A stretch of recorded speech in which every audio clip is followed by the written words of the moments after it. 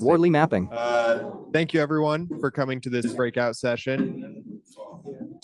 We have Wardley Mapping, an interactive workshop to map strategic planning by Phil Jocumsen. There's going to be time at the end for Q&A. If you're virtual, go ahead and just drop the questions in the chat. We'll take care of those a little bit later. Without further ado, Wardley Mapping, an interactive workshop to map strategic planning. Hey, folks. The man stands at a whiteboard. I'm by standing up here. Let's see if the camera follows me over here or not. Not yet. If I work my arms. Okay, we're gonna work on that part. Okay, so the general structure again, we're gonna go over some presentation. Yeah, we'll see if we can tweak that. Pretty good. Okay. He sits. All right. Back here it is. Okay, so the whole point of this is that I want to introduce this idea, this concept of Wardley mapping, and then we're going to like specifically get into actually doing this, and that's going to be the whole point. All right. Yep, it's just going to follow Parker the whole time. It's brilliant. So anyways, technical difficulties. This is always good fun. Interactive part. What was the clicking on the video thing to change that? All right. So if you can get the video for me, that would be helpful. The video is only going to show it's Up here, automatic, right. so whoever's moving. So if you go that way. All right. So I'm going to tell everybody else to leave the front then. Yep. That's fine. Okay. Nope. Yeah. Okay. So I ran into this concept called Wardley mapping a number of years ago. I've already actually done a bunch of IT professional conferences, presentations on this, but I didn't end up doing the how, like, let's actually have people do stuff, right? All right. Here to work. So many. Slide title, agenda, bullet points. Try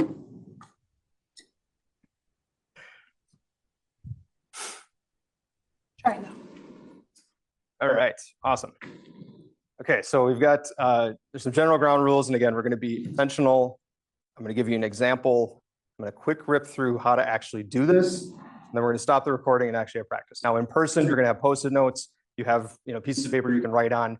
I put the links in earlier, and we can get those reposted if we need to into the chat for the documents. So if you're doing, if you're playing along at home, cool, and you can use these later as well. So ground rules. A lot of stuff here. Again, we're going to stop recording at some point so people can go through the things. I like the one about the don't put the idea on the table, don't get on the table. Good point. Expect unfinished business because we're not going to have enough time to do everything here. I did a presentation on this earlier in the year and I called it 15 minutes. And of course, it took way more than 15 minutes. So we'll see how we do. So first thing, getting clear on purpose. This is the first document, the one about the 3 strategic areas. So we have these big questions, rhetorical. It's like, why is strategy useful? Why is execution useful? And then this is pretty much the Dwight D. Eisenhower thing about how plans are worthless, but planning is everything. So this is part of the planning, part of the trying to discover what might we need to consider, what might we don't, what do we not consider, what information do we need to go find out. All right, so the worksheet then, this thing, we're gonna give you about 3 minutes. So I assume also that you came to this session because you have something that seemed like if you could apply some more strategy to it, it might go better, right? If you could get more clarity, if you could get more confidence about something or more strategic insights about a few areas, I assume that's why you're here. If you're not, that's fine. Just you'll have something later this week that'll probably come up, right? So I'm going to give you folks 3 minutes, take a look at that worksheet and write down those 3 things. So 3 areas that you need. I will give you suggestions if you do not have any of your own, but like what? How is AI going to affect my job? Right? Okay. Slide text, 1, 3 minutes, top 3 areas you would like, bullet points, more strategic clarity, more strategic confidence, more strategic insights. 2, 1 minute, rank 1 to 3. Value is strategic execution. 3 has the biggest payoff. 3, 1 minute, do you need to narrow You have too many options. Or expand. You need more options.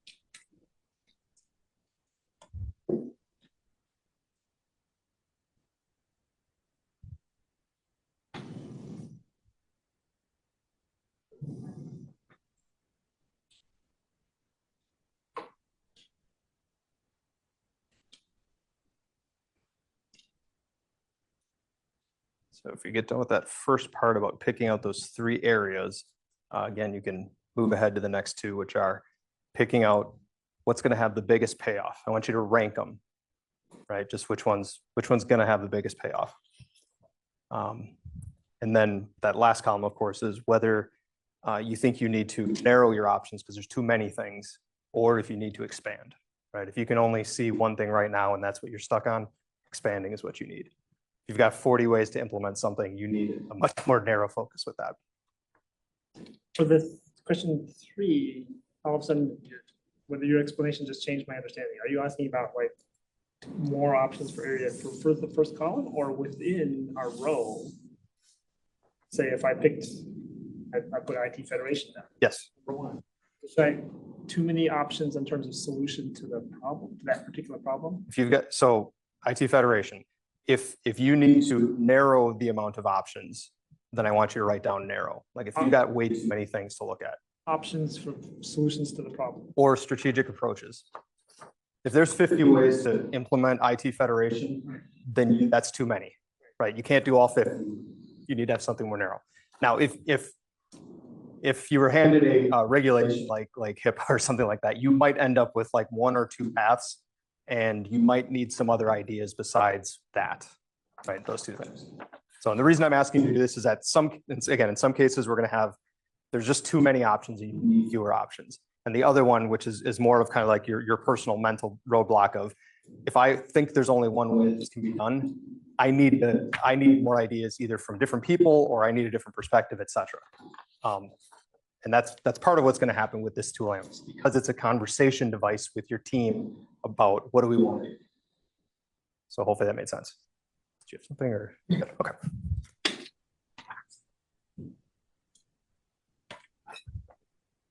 I'll give you folks maybe another minute to do that ranking, and then whether or not, again, you think you either need to narrow your options or if you need to expand your options.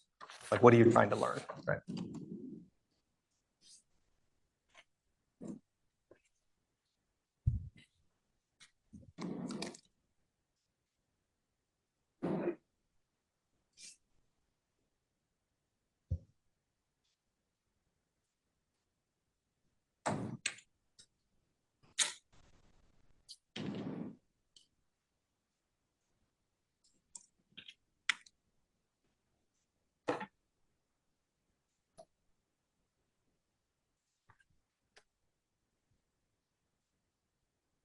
Slide title, open source as a weapon. Slide text, an example Wardley map. All right. So I'm going to bring us back again. That was kind of our strategic intent, right? So now the rest of the time, we're going to focus on, when I say some of these things, think about how you might apply, what I'm going over to the areas that you have there. So I'll give you this example. This is a little bit backwards because again, this is a full-fledged example, and I'm going to just go through like what I read out of this example. So using open source as a weapon, which is an interesting concept. This one specifically has to do with going back to basically when ChatGPT came out and all the fun that happened there. There was a quote from an internal Google memo about we have no moat, but neither does OpenAI, which is 100% true because it didn't take more than a week or two before we started seeing people build things on top of it to make those models incredibly more effective. And I think they gave that great example of applying LoRa training, which made the thing way more effective, costs like $100, as opposed to the cost to let's go back and train a completely new model from scratch, which was a considerably bigger thing. So Meta, they say that they open sourced the Llama models. Again, it's not actually open source, but it is open in the regard that you can know what the weights are and that you have access to it, you can build on top of it, et cetera. I can't do that really with ChatGPT, the most current version, whatever that is today, because it's closed, right? And so open models mean everybody could be building on your thing as opposed to you can only build on your proprietary thing, right? And that we've seen this a number of times, right? Like why is Linux as an operating system, successful? A huge part of it is because it didn't require a licensing fee to start with, right? And that we have a number of examples in academia about that as well. So that was one full-fledged example. The couple other things just from this diagram again that I take away too is that the stuff that's further, and we'll go into this in a second, but the stuff that's further down, like any part of this diagram could move. Over time, stuff goes from left to being completely custom. So again, first person who trains a large-scale LLM might be a completely custom thing. Over time, it's going to become incredibly commodity, and you folks have already witnessed that as well, right? A 10 billion parameter model. The first one to make it, totally custom.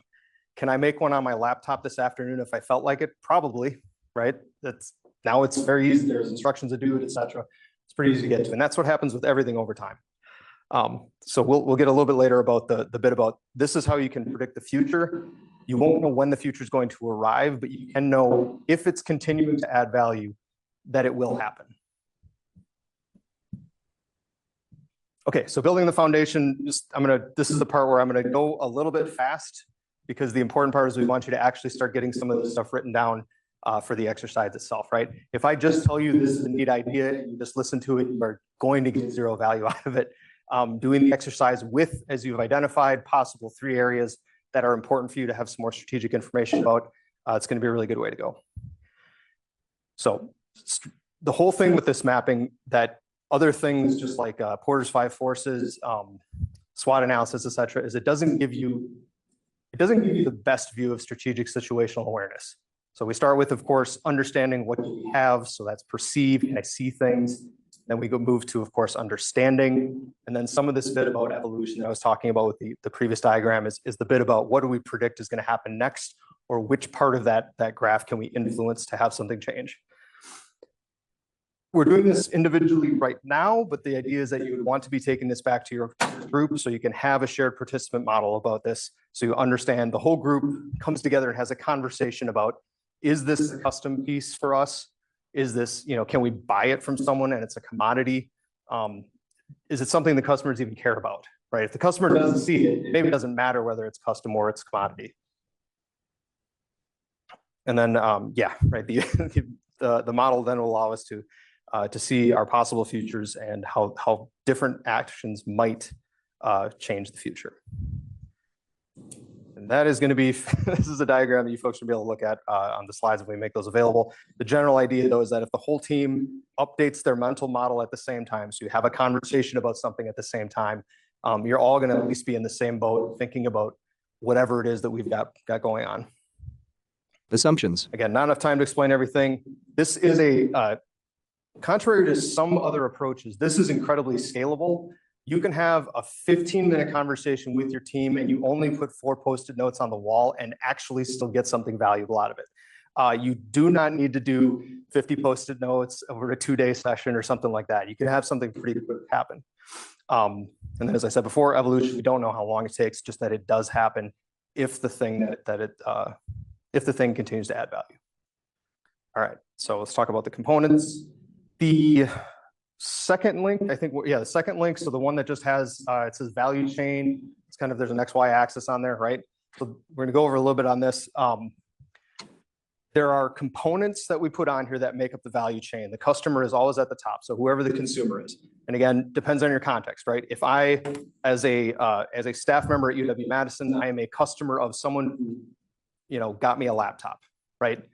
But I'm not the only customer, right? So someone had to go buy the laptop from Apple or had to get it from somewhere else. So whatever your context is, again, back to that, what area are you looking at? There's going to be some kind of an item or a service that people are receiving, and then there are just various components that could potentially make up how would you get that thing. I'm going to give you an example here for, I believe it is, okay, we'll get this in 1 sec. Okay, and then the axes. I'll try to be clear about this. The stuff that's further up to the top is closer to the customer so they can see it.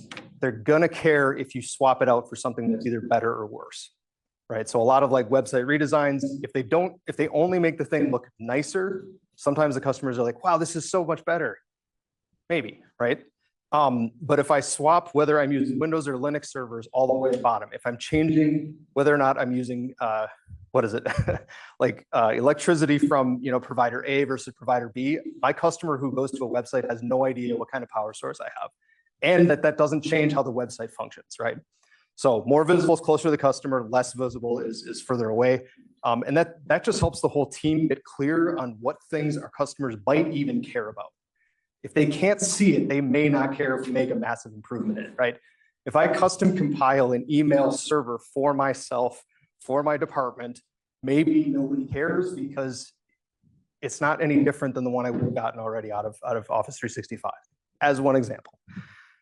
But maybe, you know, maybe there's something unique in there, and that's something, one of the ways that you can call this out. Like maybe not the entire email server is unique. And then again, from left to right, we've got Genesis or custom kind of on the left, and then product and commodity and utility on the right. Everything starts as Genesis. The first device that actually ran on electricity was incredibly custom. Right now, we take it for granted. I get the exact same thing. I get standardized output from a wall outlet right now. So that happens over time. We can't predict how long it's going to take. All right. So we drop the components in, we have customer at the top, there's components. That's step one. Then we get the next one, my example with toast, right?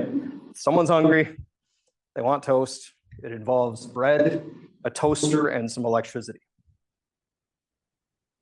Nothing surprising there, I don't think. And back to the point, that is clearly not all of the detail that could possibly go into this, but it's enough to have a conversation. Oh, I forgot things. What about butter and jam, right? Okay, so we add some additional components. Maybe they sit in a different place on there. And then we move stuff around to indicate what level of evolution those things have in our context, right?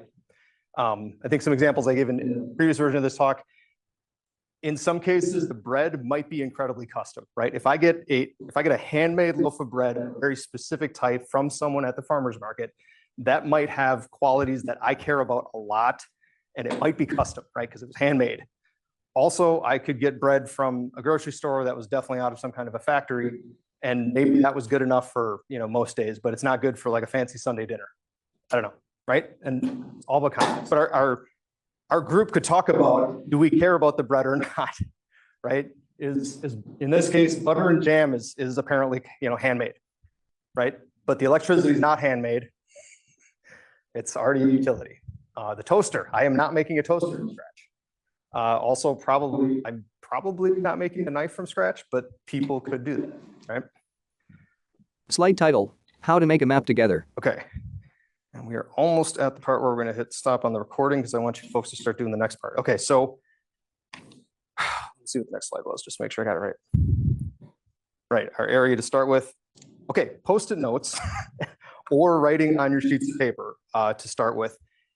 If you think of components that are related to the area one of the areas that you said was important. Obviously, I'm going to have you start with the one that you listed as highest bang for your buck. We've got a couple minutes. Go ahead and work on the other ones too. Components are kind of anything, right? So if I said, if my area was something about an IT policy, my components might be the different parts of an IT policy. It might be something about the stakeholder group or a governance group that might have some feedback on it. Might have to do with laws that are passed down by the legislature, something like that. If it's a physical product, of course, you can think of all of the stuff like I did with the toast, where there's these different pieces that need to happen. It could be a thing that transforms it, right? So you have raw data, and there's an action that adds value to that data. So components are kind of wide open or kind of anything. But I want you to write down somewhere between 3 and maybe 10 components. And then we're going to do this again, put them on Post-it notes. The cool part about being in a room with awesome whiteboards, not the fabric part, but awesome whiteboards. If you want to, you can do this at your table, or we can go up to whiteboards and put them up there and do the same basic process I had before, which is that we put them in a row, what we think the order is, and then start moving stuff around for what's evolved or custom. So I think this is the part where we stop the recording though. That's cool. Decide what to map. What problem space needs attention? Start with a few components less than 10. Avoid groupthink. Do not start with collaborative doc editing. Post-it notes if in person. Individual think time if remote. More follows.